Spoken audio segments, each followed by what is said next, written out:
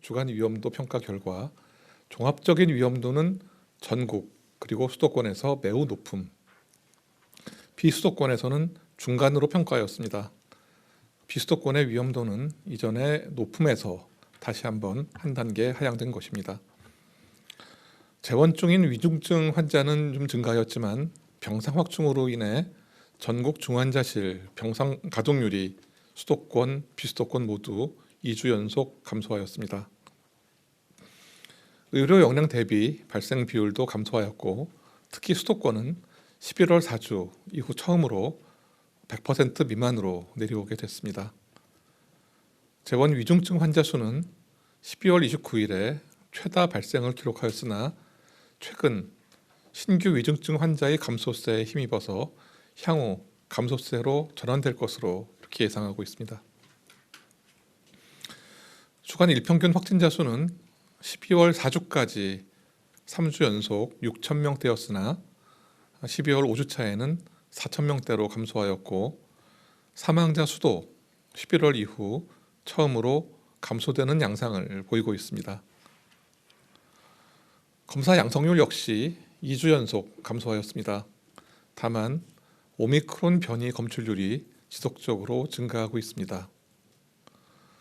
60세 이상의 3차 접종률이 77.2%로 증가했고 이에 힘입어서 60세 이상의 확진자 발생 비율이 지속적으로 감소하고 있습니다.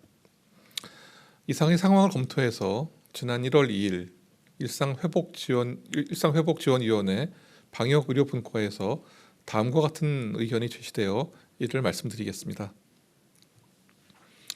3차 접종률 증가로 고령층 발생 비율이 감소하여 향후 위중증 발생이 정체 내지는 감소할 것으로 예상합니다. 장기적인 관점에서 일상회복 전략의 재구성이 필요하고 3차 접종 그리고 미접종자 보호, 감염 확산 예방 전략의 중요도에 대해서 충분한 설명이 필요합니다. 다음은 주간 발생 동향 말씀드리도록 하겠습니다.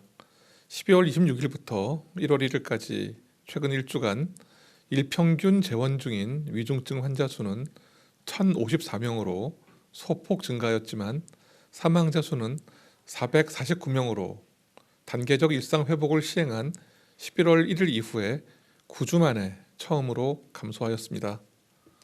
12월 5주 사망자 수는 60대 이상이 419명, 93.3%입니다. 그렇게 93.3%로 가장 많았고 40대에서 50대가 27명, 그리고 30대가 3명이었습니다. 최근 5주간 사망자 2,133명 중 백신 미접종자와 1차 접종자가 1,172명으로 절반 이상을 차지하였고 2차 접종자는 40.6%, 3차 접종자는 4.4%였습니다. 12월 5주차 코로나19 국내 발생 신규 환자는 일평균 4,645명으로 전주 대비해서 23% 감소하였습니다. 지난 12월 15일 사회적 거리두기 강화 이후 수도권 그리고 비수도권 모두 지속적으로 유행 규모가 감소한 것입니다. 주간 감염 재생산 지수는 전국 0.86으로서 2주 연속 1 미만을 유지하고 있으며 수도권은 0.84, 비수도권은 0.91이었습니다. 유행이 감소세로 전환되고 있습니다. 그러나 오미크론 변이 우세화에 따른 위험 요인이 여전히 있습니다. 오미크론 변이 검출률은 지속 증가하여 12월 5주 8.8%입니다. 국내에서도 곧 우세화가 될 것으로 예상합니다. 바이러스 분석 결과 국내 발생 사례는 델타형 변이가 아직은 96%로 다수이고 오미크론형 변이는 4%입니다. 해외 유입 사례의 경우에 70%가 오미크론형 변이로 확인되었습니다. 앞서서 8.8%는 이 사례들 모두 더해서 말씀드린 겁니다. 그리고 정부는 오미크론 변이의 우세화 이런 경향에 따라서 확진자, 위중증자의 증가 가능성이 있다고 보고 의료 그리고 방역 등 각 분야의 그 분야별 종합 대응 방안을 선제적으로 검토 중에 있습니다. 다음은 3차 접종의 중증 진행 예방 효과에 대해서 말씀드리겠습니다. 3차 접종 후에 확진되시는 분들, 혹시라도 돌파 감염에 의해서 걸리신 분들은 미접종한 다음에 미접종 후에 확진되시는 분들에 비해서 사망을 포함한 중증 위험의 진행도가 93.6% 낮게 나타났습니다. 다음으로 방역 패스 시행 관련된 안내 말씀 드리도록 하겠습니다. 오늘부터 접종 유효기간이 적용되며 접종 증명에 대해서 유효기간이 적용됩니다. 안정적인 제도 정착을 위해서 이번 주는 계도기간으로 운영할 계획입니다. 코로나19 2차 예방접종 증명은 2차 접종 후 14일에서 180일까지 유효하게 인정이 되고 3차 접종을 받은 경우에 접종 후에 즉시 그 효력이 인정됩니다. 전자증명서 출입명부 시스템도 개선되었습니다. 전자출입명부 앱을 업데이트한 후에 본인의 접종 정보를 갱신할 경우에 3차 접종력과 접종 후 경과일을 확인할 수 있도록 하였습니다. 3차 접종자가 접종 정보를 갱신하지 않는다면 미접종자 내지 유효기간 만료로 안내될 수 있고 시설 이용이 어려울 수 있으므로 반드시 앱 업데이트와 접종 정보 갱신을 완료하여 주시기를 부탁드립니다.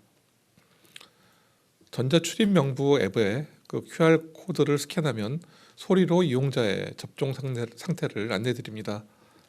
유효한 접종 증명에 대해서는 접종 완료자입니다라는 음성으로 안내되고 유효하지 않는 접종 증명의 경우에는 딩동이라고 하는 별도의 알림음이 나옵니다.